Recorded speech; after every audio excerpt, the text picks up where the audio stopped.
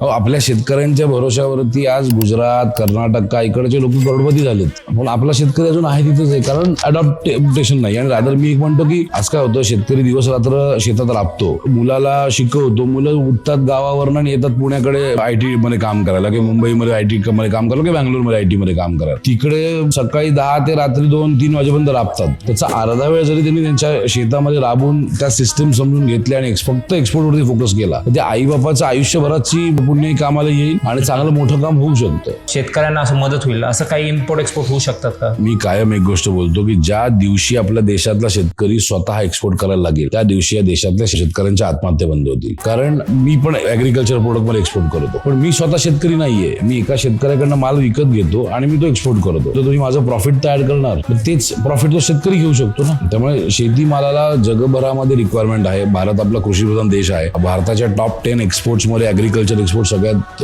अग्रगण्य याच्यामध्ये आहे. पण अगेन ते एक्सपोर्ट करणारे शेतकरी कमी.